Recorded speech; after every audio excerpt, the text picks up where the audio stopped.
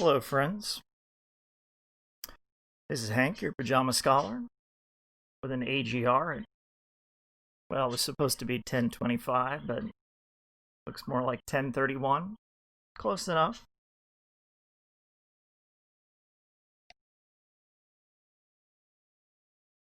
I'd spent so much time in reflection. Yeah, as things go, your tea gets cold.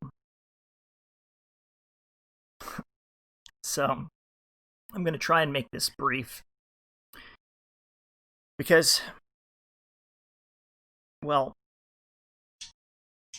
the reason that I do it is because I feel compelled to do it.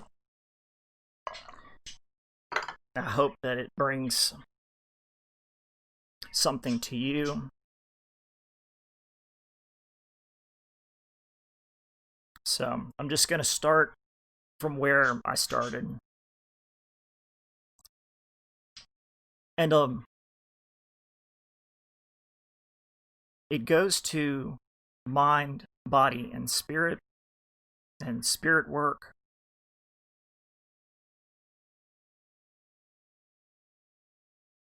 And the quest. There's many things I must do. And there are things that are required to complete my mission. And,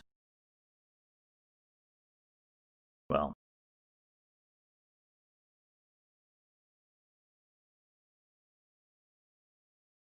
to renew my martial prowess.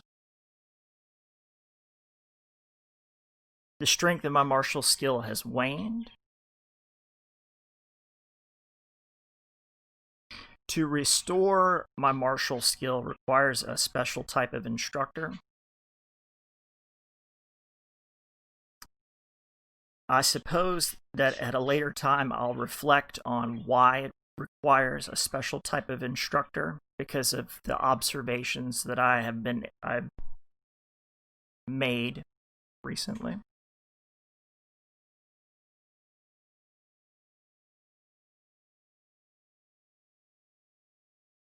And I want to get right to the point, but I'm not quite sure exactly how to get there. I'm trying to get there in motion, trying to get there because for me it's not very easy to want to explain these things. It's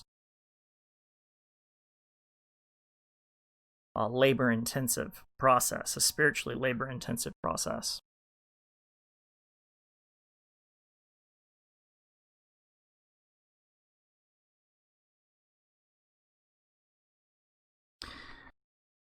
In the spirit work, you cannot be like one of those unbaked biscuits.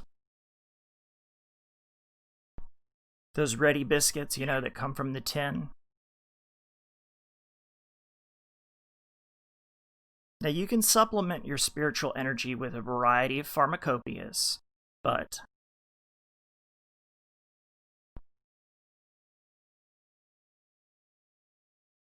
the process to regenerate takes longer.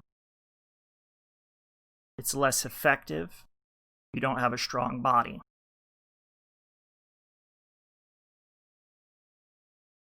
All things are connected: the mind, the body, and the spirit. Spirit, very strong.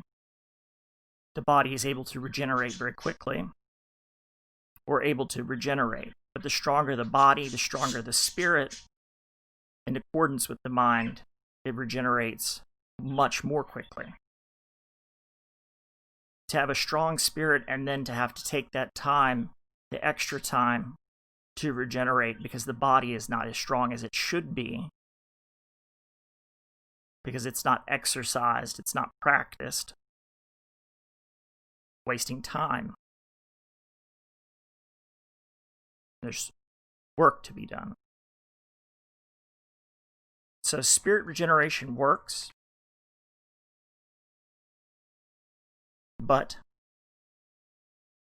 it's best to have a strong spirit, a strong body, and a strong mind.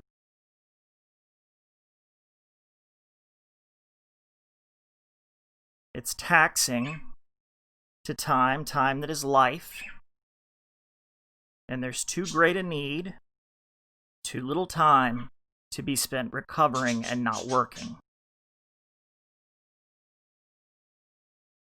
Now, not long ago, my heart stopped beating.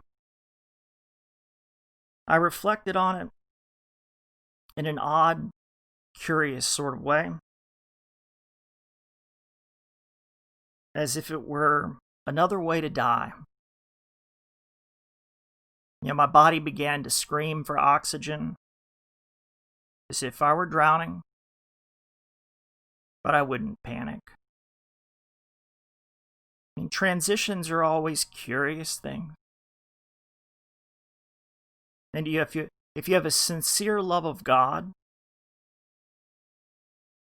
death is nothing to fear.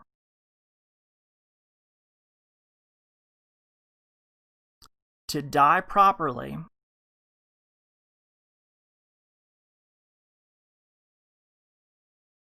do not forget to be calm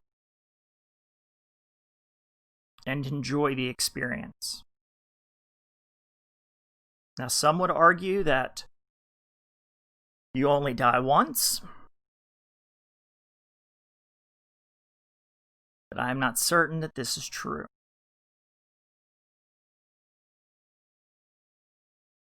Now, during this experience, my heart is not beating. Like I say, it's a curious experience.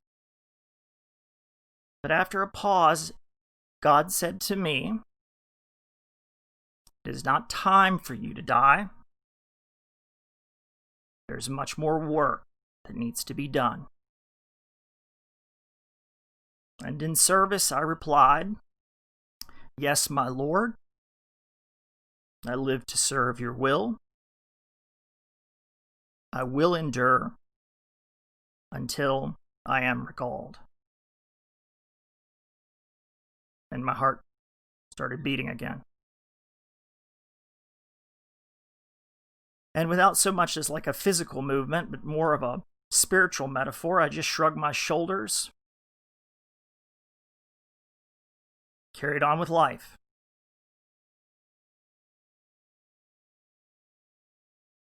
The power of God is awesome and is absolute in all respects. And what I found to be particularly silly was that of myself. Because we all live at the pleasure of God. And there's this dichotomy I'm going to try and explain. There is no choice. The only failure is to forget. There is no choice.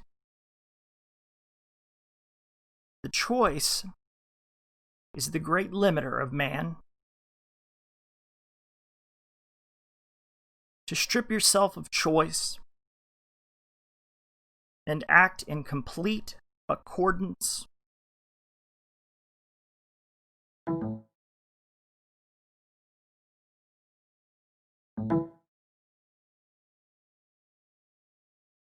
is the greatest spiritual achievement I can conceive of. To be alive and to be in exact accordance with God's will, to be an instrument of God's will, an extension of the will of God, as God flows through you without resistance. It is in ourselves that we bring resistance to God's will. The height of ignorance is to fail to recognize the presence of God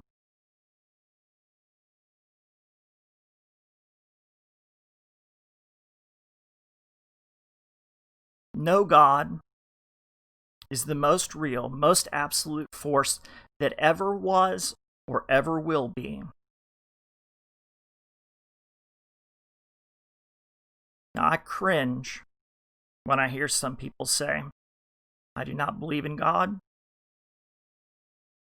My feeling is somewhere between pity and disgust, a deep sadness, and a prayerful hope that they will remember what they have forgotten, for it is too late.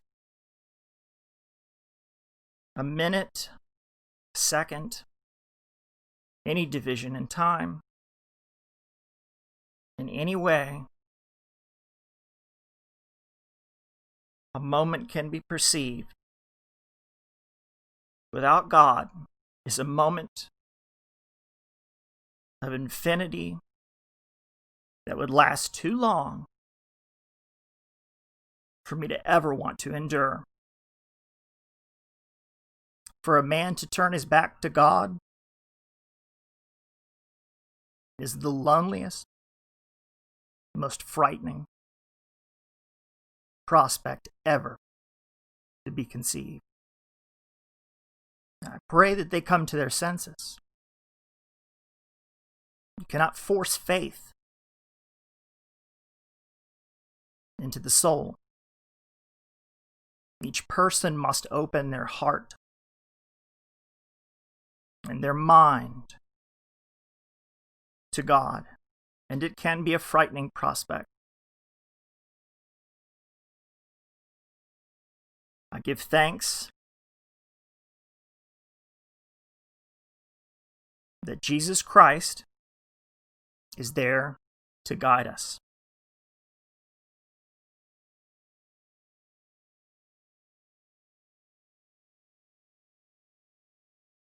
Look to Christ and open your heart to God.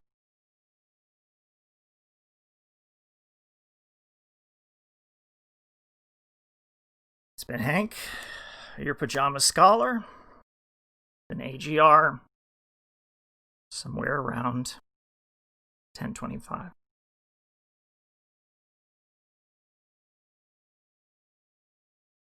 Catch you on the flip side.